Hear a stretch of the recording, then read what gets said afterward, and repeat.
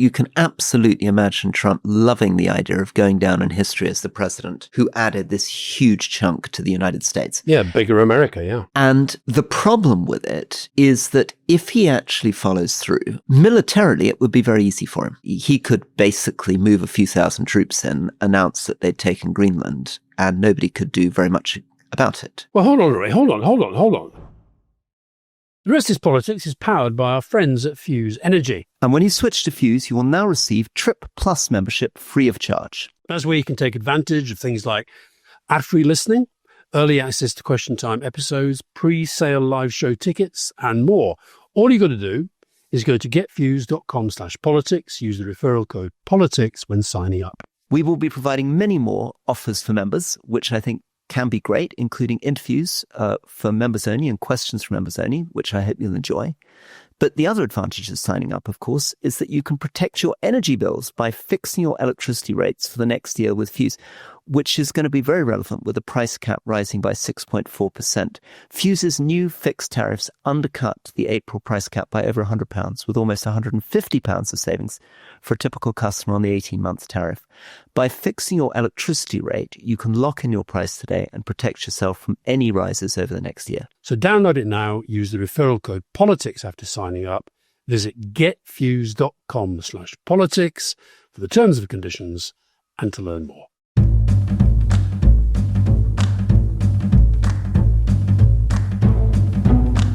Welcome to The Rest is Politics with me, Alastair Campbell. And with me, Rory Stewart. I think we should talk about Greenland. Even though Vance's visit is a few days in the rearview mirror, the Danish Prime Minister, Mette Frederiksen, she's off to Greenland tomorrow. Greenland is going to become a big talking point for some time to come, I think. We should talk about Marine Le Pen. Pretty dramatic events in Paris yesterday, Monday. We should talk about the Australian election. Anthony Albanese has finally called the election. It's going to be on May the 3rd. One of the interesting things that we're doing this week is that we're not looking directly at the United States this week. We're looking at major countries, France, Australia, Denmark and the European Union, Britain. But all of these things oddly echo some of the American themes. So we'll talk about the far right in France and the way in which that does or doesn't echo what Donald Trump is doing. We'll talk obviously about Greenland and Denmark, which is very directly affected by J.D. Vance's visit. We'll be talking about Australia, where the Australian election is partly shaped by people's perception that one party or another is or isn't closer to Trump. Yeah, so Greenland, the Danish Prime Minister Frederiksen is there tomorrow. J.D. Vance was there last week. Look, Vance's visit on one level was utterly absurd. First of all, his wife announced, the second lady, SLOTUS as they're called, the second lady of the United States announced that she was going to watch the dog sled race, the annual dog sled race, which was actually very exciting. I saw it on CNN. I mean, I think Sky Sports should take a look at the dog sleds. It was really quite exciting. But anyway, she in the end didn't do that because they sent out American officials to go and try and find Greenlanders, Greenland businesses, Greenland people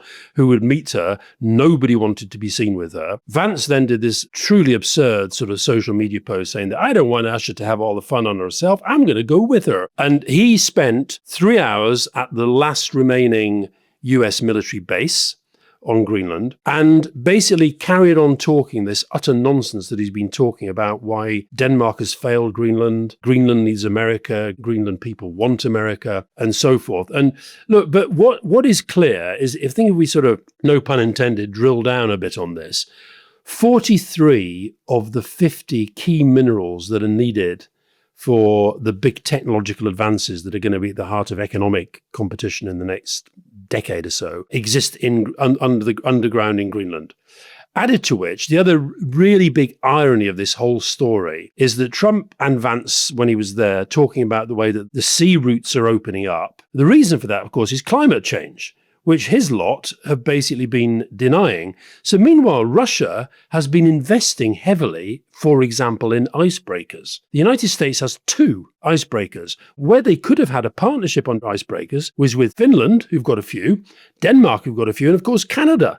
But what they've done since the election is turn all of these people into their enemies. So a lot of the things that he was criticizing Denmark for actually were a consequence of American policy decisions. Little explainer on Greenland. It's the most remarkable place. 2 million square kilometers. And Donald Trump said, obviously, in the run-up to the election, that he wanted to make Greenland part of the United States. And initially, people thought it was a bit of a joke. But what's happened now is that he's now said it repeatedly and said it more and more seriously. Just on that, though, he didn't actually say it during the campaign. This is the point. He said it in his first term. He didn't say it during the campaign. This is something that really has emerged since he was elected. And that, I think, is another reason why people think it's profoundly dangerous and anti-democratic. Okay, very good. I'll take that. And I think that's important. I think what I'd add to that, though, is that what I was really focusing on is the fact he keeps repeating it. Yeah. And he keeps repeating it in more and more detail, that what might begin as a bit of something that somebody thinks is a wild tweet becomes more serious when he says it again and again, becomes even more serious when Denmark, Greenland's part of Denmark, says they don't want the US vice president to visit. And he visits anyway with Waltz, the national security advisor, and then gives a speech attacking Denmark on Danish soil and begins to lay out basically the arguments for annexation. So I watched quite carefully this sort of hour and 20 minutes of Vance speaking in the Thule airbase with Waltz and others stepping up. And what he keeps saying is that Denmark has failed to protect the security of Greenland and that Russia and China are threats. And implicitly, therefore, the United States needs to step in. And you feel that this is a sort of Goebbels propaganda, that he's laying the ground now for what the eventual argument could be if they decide to annex it. They're beginning to roll the pitch, prepare the argument. Of course, the irony of the whole thing is that he's saying that the sovereignty of Greenland is threatened, the people of Greenland are threatened, the land of Greenland is threatened. But in reality, the threat is not coming from Russia or China. It's coming from the United States itself. It's coming from Vance and Trump. I've then been reading some wonderful, wonderful books on Greenland. And this will become relevant if, as seems increasingly likely, the US is going to keep pressing its claims on Greenland. They're going to start saying, well, it's not really Danish. So just look a little bit at the history of it. And the history, of course, is that like many, many other bits of the world, New Zealand, Australia, the United States, South Africa, Israel, Great Britain itself, the question of who actually owns this, who's indigenous and who isn't, is a very, very difficult question. Greenland has been occupied by a series of people who basically disappeared and died out over time, largely because it is the most brutal climate on Earth. You know, more than 80% of it is covered in ice, and it's very difficult to live there. So there were some people who were there in the prehistoric period. There was an amazing group of people called the Dorset culture that didn't have bows and arrows and did seal hunting. And they seem to have died out at some period in the early parts of the Christian era. Dorset like the English county or Dorset with a W? No, Dorset like the English county. Was there any relation to the English county? No relation to the English. Just happened that these people were first discovered on a bit of land which the English called Dorset. So they're sort of archaeological remains of a now vanished people whose DNA and genetics people can't really identify. But they're not the Inuit. Right. They're not the people that people now would call the Eskimo. Then in the 10th century, into what appears to have been an empty land, because these previous people had died out, Norwegian, Icelandic, for the sake of argument, Vikings turn up. In particular, a guy called Leif Erikson turns up, and they make two little settlements. And it's from there that the Vikings discover, as it were, America. Of course, they don't discover America because there are Native Americans already in America, but they get there before Columbus, and they get there from Greenland. And they sit in Greenland, and they create a little Norse culture in Greenland, and they end up with their own little bishop of Greenland, and they're merrily trading back and forth and living for a few hundred years a sort of Norwegian Icelandic life in Greenland. And then after them, so sort of 300 years after them, the Inuit arrived, the people that some people refer to as the Eskimos. And then the Norse Vikings disappear, and nobody quite knows when. The last time they were spotted was on a boat in about 1410. But there are some clothes that have been found from about 1430, and there's some pollen samples from about 1490, and then they seem to vanish. And there are three theories on when they vanish. One of them is the climate got too bad and they buggered off. The other is that English slavers turned up, and we, the English, basically massacred them and took them all into slave markets in York. And the third theory is that the Inuit, the Eskimo, killed them themselves, and there are Inuit legends that they came in and killed the Norse. Now, nobody knew whether they'd disappeared or not, and in fact, people continued to believe that maybe they still lived on Greenland until actually the whole thing had been explored in the 19th century. So then there's a period where the Inuit, the Eskimos, sit there on their own, and then in the early 18th century, the Danes, come back. At that point, Norway and Denmark's a single kingdom. They set up a little missionary base, and that begins to feel a bit like colonization. Yeah. But of course, they're making indigenous claims that they were there before, right? And there are echoes here of people in the Middle East saying, we were there before, this is our land, etc. Yeah. And the Americans then start getting interested in buying it. There's a long track record of them trying to buy Greenland. Absolutely, because the Americans have bought a lot of stuff. They bought Alaska, the whole of Alaska, they bought from the Russian Tsar for $9 million. Yeah. They bought the US Virgin Islands from the Dutch in 1917. They were interested in buying it in the late 19th century, decided it wasn't really worth it. But then there was an extraordinary moment, which is a bit reminiscent of Trump, which is Denmark obviously was occupied by Germany. A very, very small number of Germans ended up sitting in Greenland running a little weather station.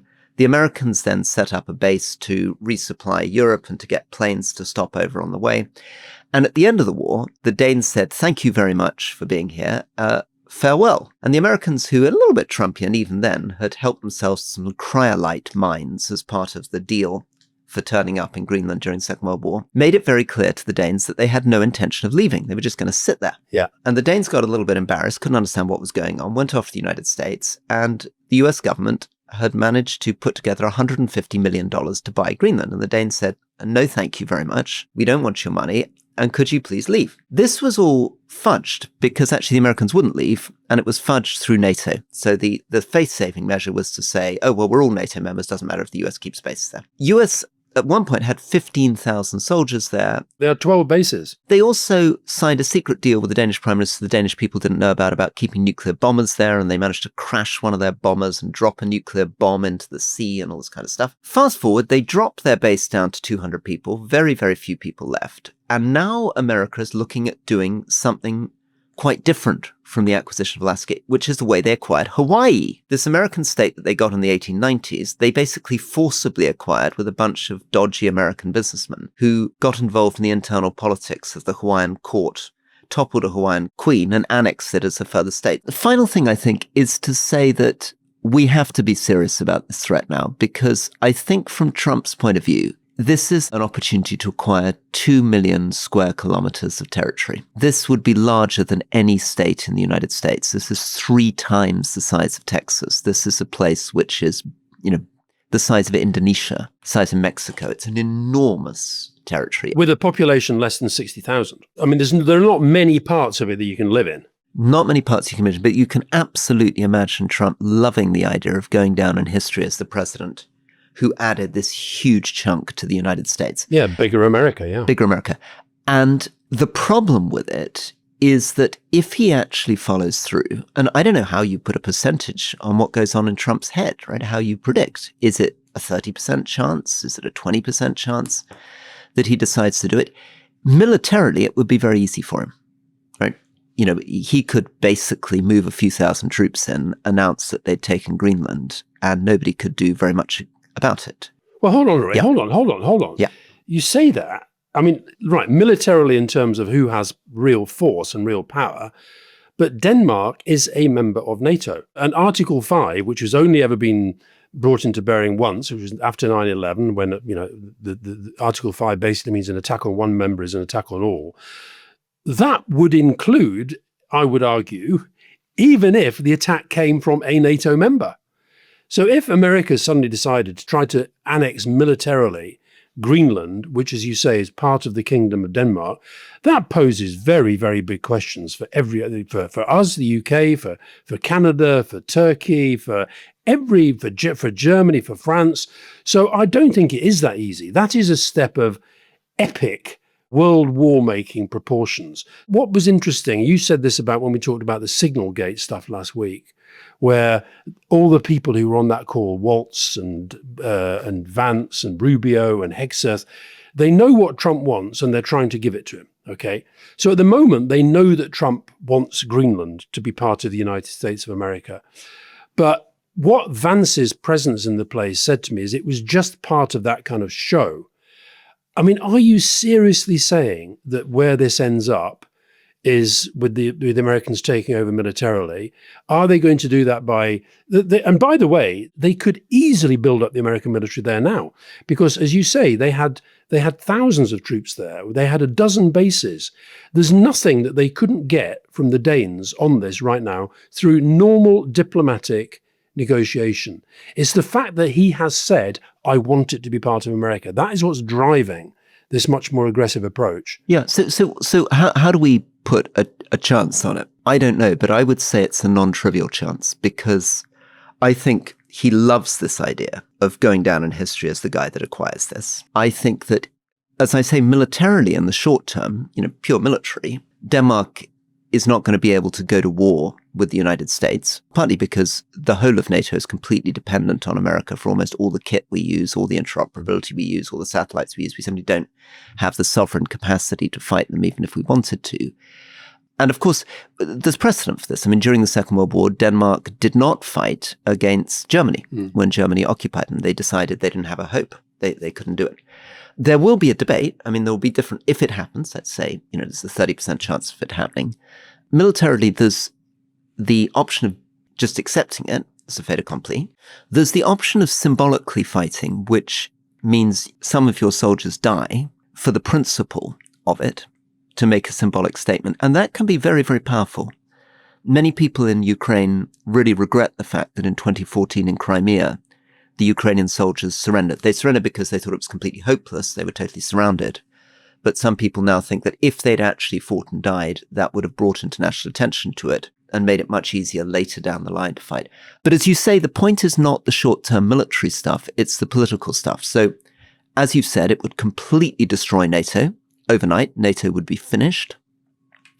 It also completely destroys international law, because the two principles of international law are, firstly, Denmark's sovereignty over Greenland, which has been tested in international courts in the 1930s, right? Absolutely tested. International judges, this is Danish territory. And the second thing is the right of self-determination, which is the people of Greenland who do not want to be part of the United States. And you can see Putin really enjoying this. He's just made a speech in Murmansk saying, great, you can have Greenland, I'll have Ukraine. He's just said this quite openly. Trump was asked because Trump did one of his sort of weekend interviews coming back from playing golf.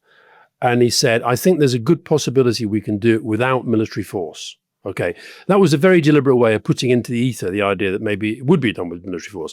This is world peace. This is international security. I don't take anything off the table.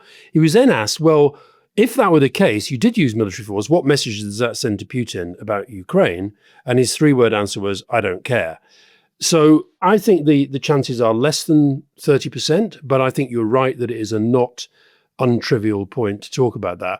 Final point from me, Rory, about the other thing that Vance did, of course, was basically, this is what he does about the whole of Europe, to project a case of Europe as a complete basket case. So it's essentially saying to those poor American soldiers who had to sit and listen to him for an hour, why would anybody want to be Danish rather than America?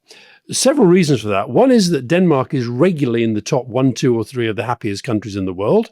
America is 24th. On the Freedom House rankings, Denmark is well ahead of America.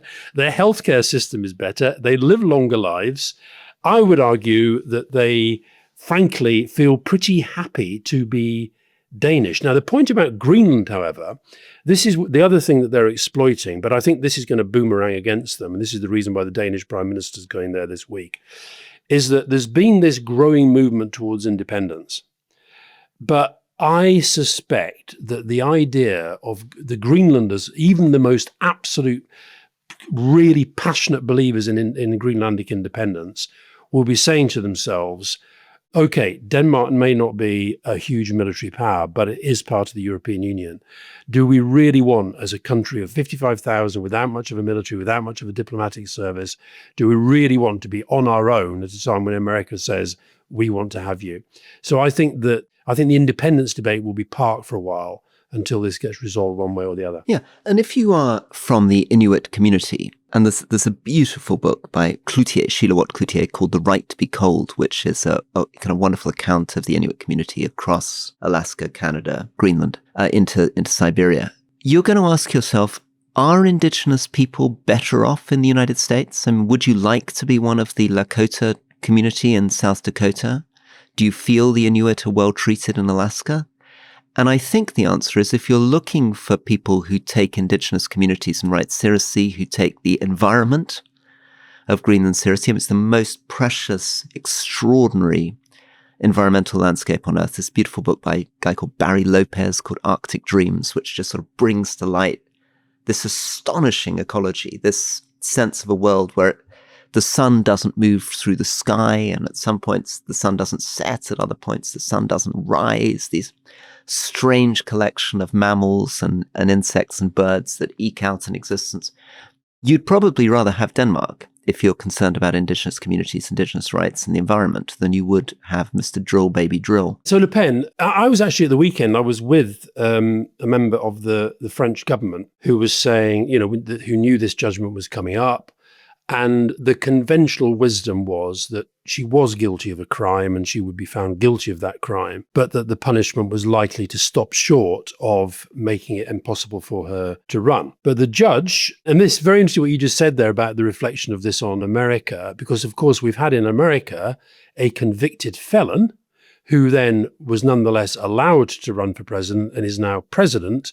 And the Supreme Court has basically said that because he's president, he can't possibly be guilty of any crimes. She and many of her colleagues have been found guilty of a crime. The crime was embezzlement. Basic issue was European Commission funds that were paid for the purposes of supporting the work of National Front, Le Pen's party now, Rassemblement National, supporting their work in the European Parliament, but which were in fact diverted for use of the basically fictitious jobs were created to channel this money to people who were working in the party nationally. The reason this really matters is that Marine Le Pen has been for some time now one of the really big frontrunners in the French election.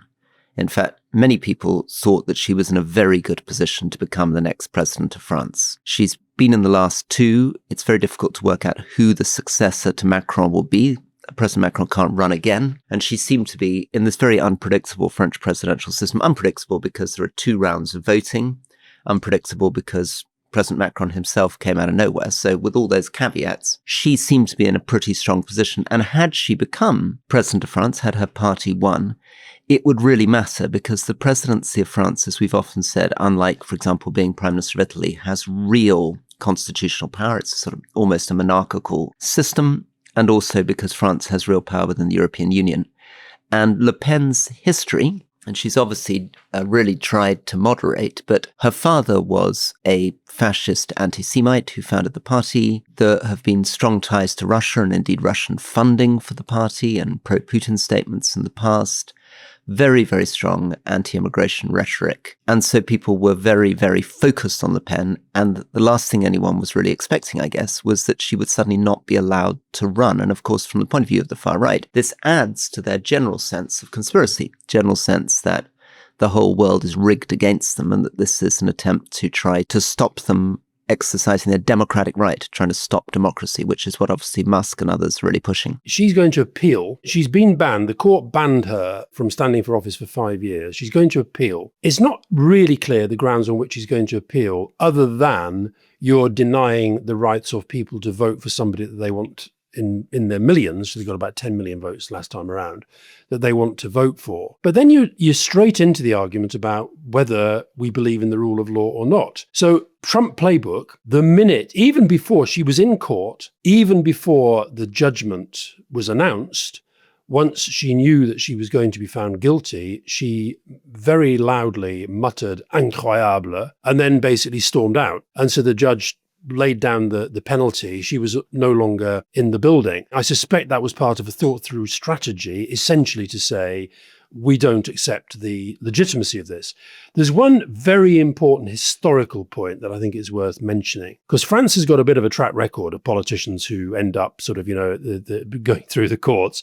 Right now, former President Nicolas Sarkozy, I don't know whether he wears it on his ankle or his wrist, but he is currently, il porte un bracelet. He's wearing a tag because of the corruption stuff that he was involved in. But when there have been previous cases of politicians getting in trouble with the law, we should try and dig it up. But one of the most passionate speeches ever made about this issue was by none other than Marine Le Pen.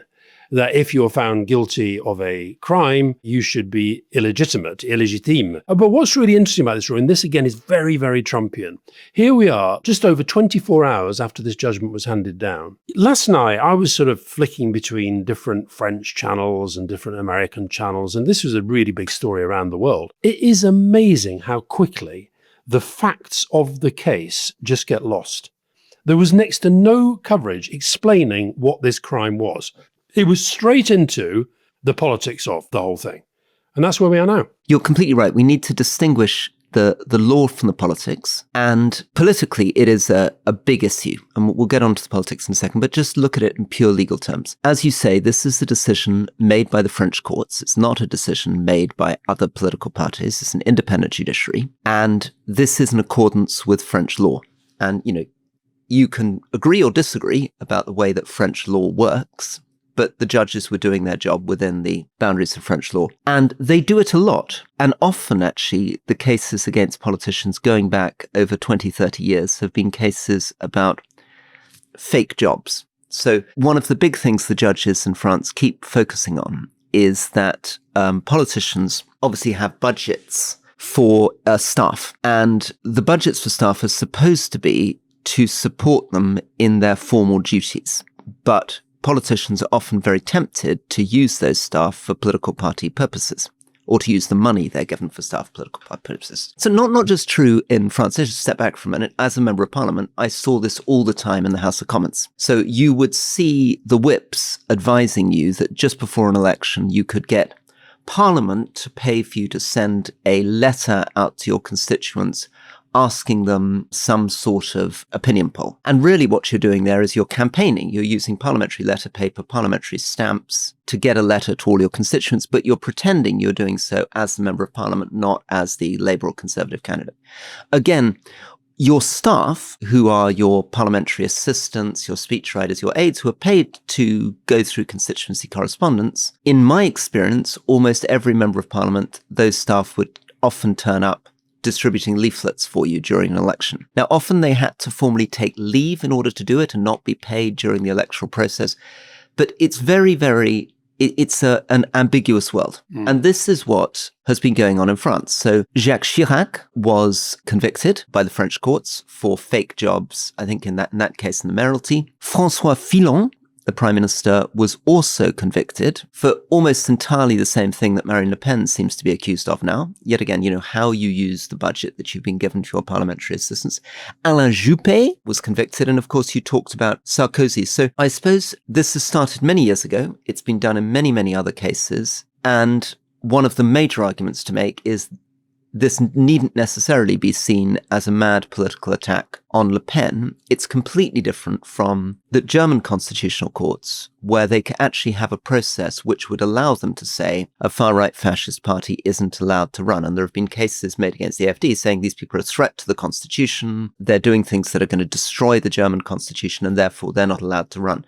This was purely around the question of how you use, in that case, I think, European money designed to pay for stuff. I think we're talking about 2.9 million euros, as 2.5 million quid. And Le Pen herself, although not to her own benefit in any financial sense, it didn't go into her bank account, but she was personally accused of embezzling 474,000 euros of that total. Now, you could argue, well, that's a few jobs, but the truth is they are fictitious jobs. That is the point. Do we know, Alastair, quite what fictitious means? I mean, does it mean that they're saying that somebody was employed, but the problem is they were employed purely on party activities when they should have been employed to provide staff support for as a member of the European Parliament? Yeah, one of them, for example, was paid to be a bodyguard. Also, her former partner, who I think is a mayor in Perpignan, he had some sort of job that alongside his real job, as it were. So, and you could argue, compared to some of the sort of massive corruption that's, to quote the mooch, the golden era of corruption in the United States, we're talking very, very small sums on one level.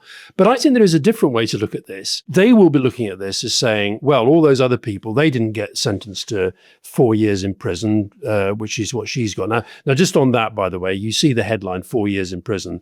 2 of them will be wearing a tag and the other 2 are suspended. So the likelihood of going to prison unlikely. But they are saying this is just a straightforward political means that they have used, the establishment have used to stop her running. One of the problems with that is amongst the first, just to go through some of the reactions, Nigel Farage straight out saying, "Oh, this is terrible," and this is the thing about the European Parliament. Everybody was corrupt. Everybody was doing it. Blah blah blah. Orban, "Je suis marine." He goes onto social media. "Je suis marine." Elon Musk, needless to say, fresh from sort of trying to bribe the voters of Wisconsin, and the Kremlin, my old opposite number, Dmitry Peskov, saying this shows yet again that the norms of European democracy are being shattered. So you can see who's, as it were, on her side.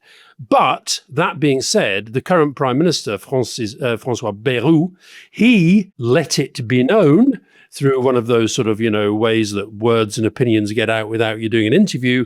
He let it be known that he was quite worried about this. And I suspect he wanted people to think he was worried because, of course, Le Pen still has the capacity to bring down the French government because of the very, very fragile state of the current National Assembly. Interestingly, she was chased by media all over the place, as was Jordan Bardella. Jordan Bardella is this rather handsome, essentially the president of the party. He actually wasn't even born when Marine Le Pen first started going for the presidency. She's had 2 goes at the final 2, but she's actually had 3 runs at the presidency itself.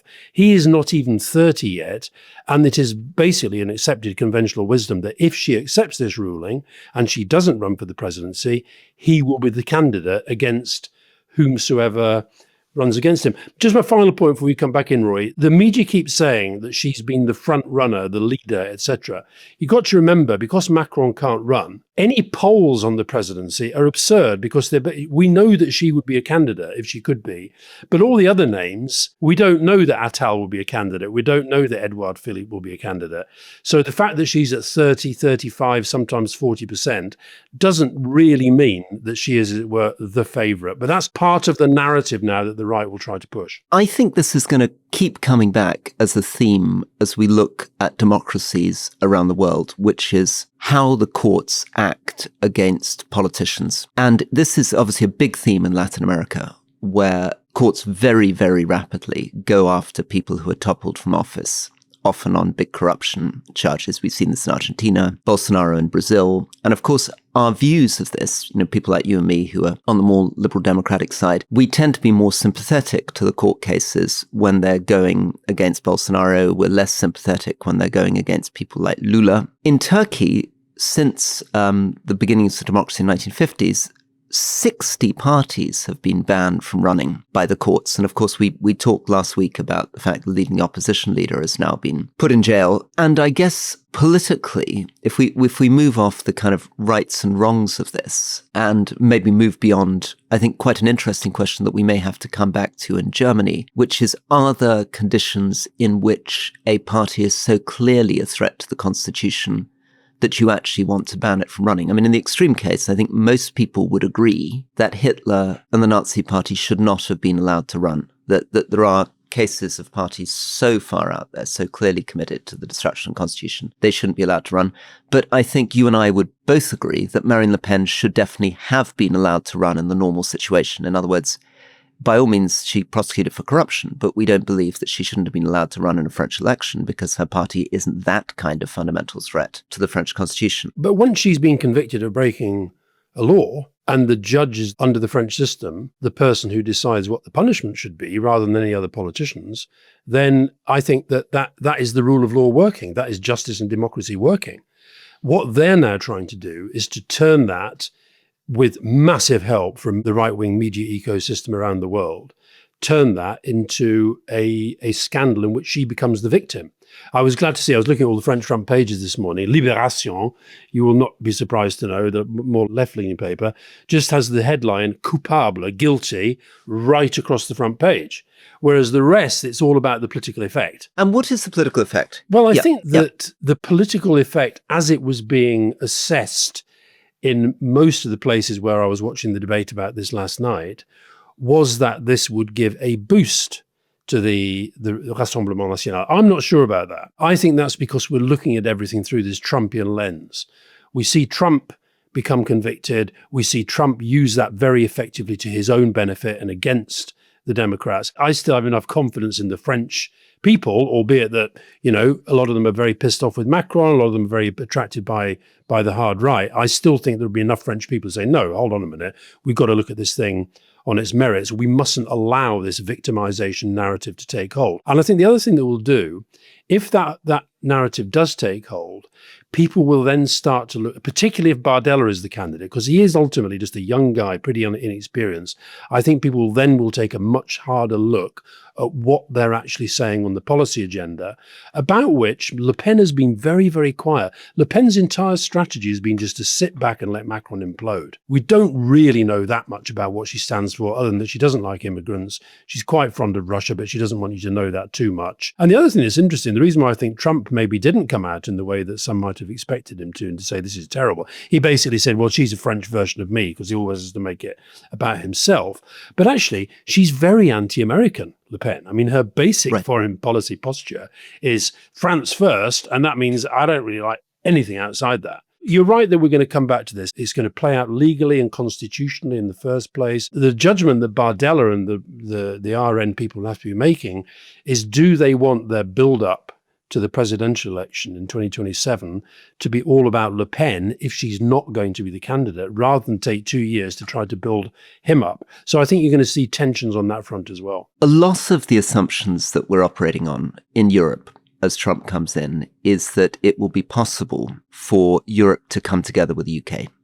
Big countries, Britain, France, Germany, begin to create a unified front, defense and security policy, Ukraine, economic integration. But for that to happen, the politics has to align. So we've talked about France, and we've talked about the fragility of Macron's government, which makes it difficult for him to get budgets through, difficult for him to follow through on his very kind of bold international rhetoric. And this Le Pen thing will have an impact on that. We'll talk at the end of the programme about British politics and what's happening to young voters around Starmer's base. And maybe in question time, we can touch briefly on Germany, where again, the coalition is in an absolute standoff around questions of immigration, and where the AfD did okay in the election, did very well in the election, 20%, but is growing strongly. Its polling is going up. And if it continues at this rate, may end up becoming the leading party in Germany, which will change a huge number of these calculations. So what might seem like sort of micro details, what happens in France with Le Pen, what happens in Germany, what happens in Britain, actually completely defines the question of whether it's possible to create a new world order. Now, Australia, we've finally got an election date. It is May the 3rd. And I think this is going to be a very, very interesting election. I think a year or so ago, I was on record on here as saying that I had a horrible feeling that this very bullet-headed, right-wing, rough, former cop bruiser Peter Dutton was going to win. I'm not sure anymore. I think it's going to be very, very, very tight. You've got Albanese, the Prime Minister for Labour, Dutton, the Liberal, which is their Conservative Party. And there has been a movement back towards Labour in the polls. It's not overwhelming. And Roy, the thing is, I hadn't realised until we've got this very good, somebody that I introduced you to when you were in Australia, James Copsey, who's an analyst at KPMG, who's becoming a wonderful media monitor for us both of Australian media on the election. I hadn't realised until the piece he sent me last week that it's very, very, very rare that Australian prime ministers don't get 2 terms. The last time was a guy called Scullion in late 20s, early 30s. Was the last time that we had a single term Australian prime minister. Yeah. So but you have a huge incumbency advantage. Yeah. I guess also it's because of this the 3-year term. People think, well, was 3 years long enough to do the things you need to do? What have you? So go on. You're famously a great predictor of election outcomes. What's your prediction of this one? Famously, as Dominic Sandbrook would point out. Well, I think the interesting thing is that we probably would have thought that many liberal democracies were going right wing if you'd asked us a few months ago.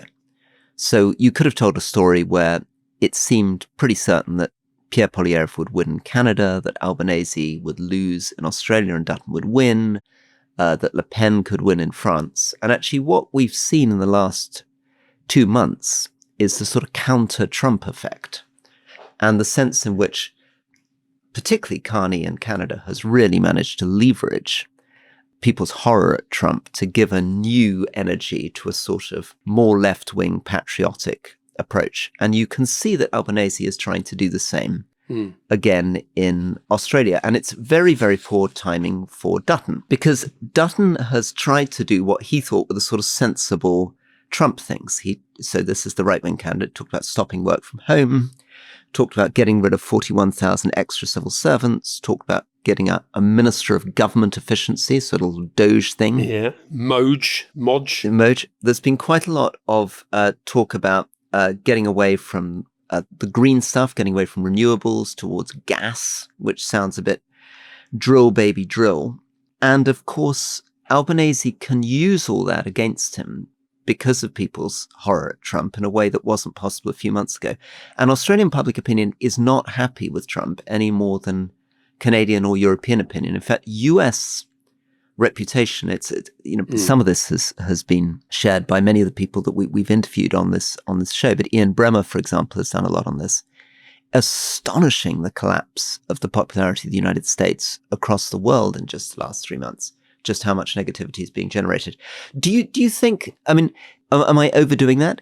How important is Trump in this campaign, or do you think it's actually mostly domestic? I don't think it's not the same as Canada. Trump has defined that campaign because of the extent to which he's attacked him. He's attacked Canada, and Mark Carney has used that extraordinarily well, both to become the leader of the Liberal Party and the Prime Minister, and now in the campaign. And although I think I see the Canadian campaign settling down to some extent into although the tariffs may change this, the Trump when he does his tariffs, but I see it settling down. But what's been interesting, but it's definitely a factor in the Australian election. I should say, by the way, Rory, having been told by Mexicans that we have to call her Shanebaum, I would like somebody definitively to tell me. I think I've influenced you in saying Albanese, because I've always called him Albanese, but I think it's Albanese or Albanese. So I'd like it, a few of our Australian friends, just tell us, how do we, because if this guy is going to be the Prime Minister for another 3 years, we need to get his name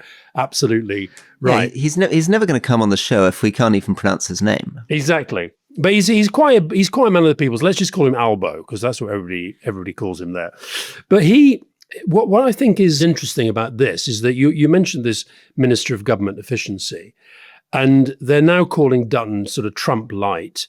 And this is it's making him more worried about focusing on that part of his campaign, because you can so easily identify, well, that's what, who's your Elon Musk going to be? Who's going to come and throw people out of work? Who's going to come and sort of ruin communities and so forth? I think that what's been interesting about in the run-up, if you remember, he was going to call the election earlier, and he didn't, because they had this sort of mini cyclone that delayed it for a while. And that meant they had to have a budget, which they've been trying to avoid. But actually, they turned that quite to their advantage, because they took a lot of people by surprise by using the budget to announce an income tax cut next year. And Dutton, I'm not sure quite why he did this, but he came straight out and opposed it, and instead said he would cut petrol excise duty. And so that's the first thing, is being friends. So when you say, is this domestic, that has become a very, very important part of the debate. Which tax cut would you rather have? Who do you think you'll be better off with? But I think more even than the Canadian election, I think this battle of the personalities is going to become a big thing. Because the thing about Dutton, he can't help how he looks. He looks like a real bruiser. He really does look quite, you wouldn't want to mess with him. And he's been a police officer. And he also gives the sense of, a bit like Poilievre is now regretting, I think, talking Canada down so much. I saw a word cloud that was associated with Dutton, and one of the big words in it wasn't the central word, but one of the big words was bleak.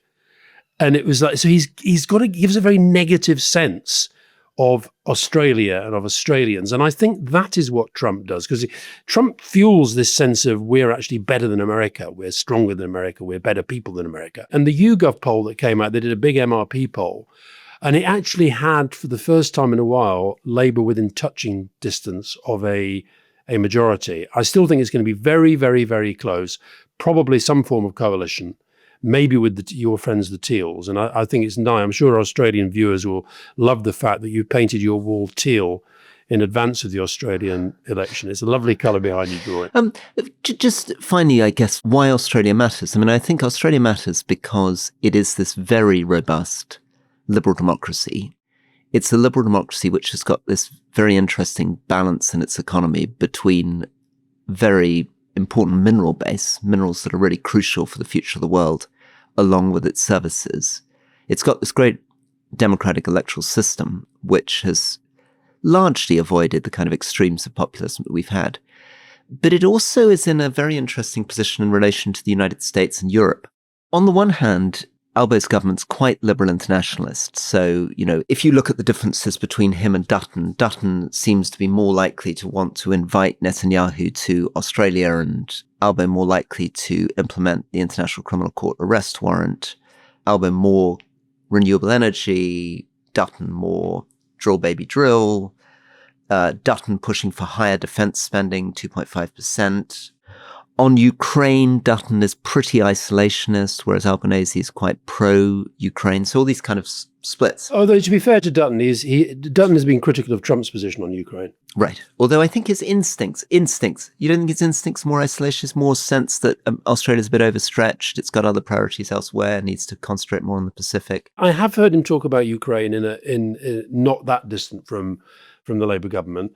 And of course, the other thing that's important to Australia, you've got AUKUS, Australia, UK, US, big deal. And you've also got Australia's part of the Quad, and the Quad is America, Australia, Japan, and India. Now, India often concentrates on the kind of non-military side of stuff in relation to that, but that's a very, very important relationship. So I think that Trump, in terms of overall foreign policy, I don't think either of them will want to be too distant from the United States. But I think in terms of the politics and the style of politics, Labour will want to try to pin the Trump negatives on Dutton. Yeah, there are two choices, I think, that could face Australia in the sort of 5-10 year future. One is that if they go down the route, which Albanese wants, of becoming more about green hydrogen, green mineral production, that allows them to integrate more into the European markets and think more about, Europe's now looking at these carbon border adjustment mechanisms where you'll begin charging people on how much carbon they emit. If, on the other hand, you go down the Dutton route and you start doing more gas, you're integrating more into a kind of Northern Asian American model of how you produce stuff.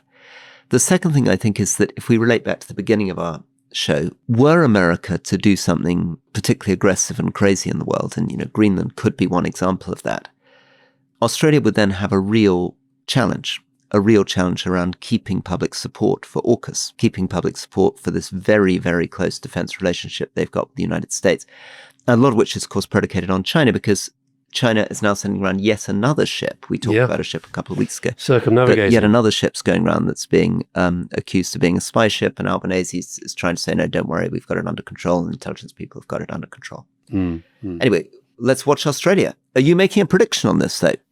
I think Albo will be Prime Minister again. I could be wrong. I think it'll be a very, very close election. I think the momentum is slightly with him, and I think the places where Dutton has to win, he's looking less strong than he was. And I've got to say, Roy, the Teals, you and I both met some of the Teals when we were in Australia, and the Teals are lovely, nice people, and what have you. One of the things that has set the election debate racing was this guy who was caught on film, who was the husband of a Teal MP who was going around ripping down the posters of his wife's opponents and being filmed doing it, and then not wanting to admit that he was the wife of the MP. It sort of felt very un-Teal-like behaviour, I have to say. It is. I mean, well, this is the husband of Monique Ryan, who I think we both met. I certainly met. Who is this amazing? She was director of neurology at the Melbourne Royal Children's Hospital. Many of these Teals are incredibly impressive professionals in their own right. Yeah. But yes, that's the kind of thing you don't want happening. Yeah, I think maybe you do actually, Roy. It's like in now that we're the presenters of football, it's when they have these fist fights in football matches, and the commentator Gary Lineker will say, "Well, that's the last thing you want to see on a football field." Nonsense. we like our Australian politics should be like Aussie rules football. No prisoners taken, no holes barred. Really go for it. It's one of the reasons I love Australia. Now, listen, we were going to talk about this poll that I'd mentioned from the John Smith Centre, but there's so many questions about young people and their attitudes to politics. So let's do that in Q&A. We've gone on for a long time. We talked about France, we talked about Denmark and Greenland and the US, and now Australia. So we'll have maybe a bit more domestic stuff in Q&A. Absolutely, Alastair. And yes, the next episode, our question time episode, we've got some great questions, and we're going to do deep dives on Myanmar and the fallout of the earthquake. We're going to look at the big question of where India goes in a world where US, China, and Russia are emerging as powers. How does India, one of the largest economies in the world, position itself? And yes, we'll follow up on your point about young people and their views about democracy. See you then. Bye-bye.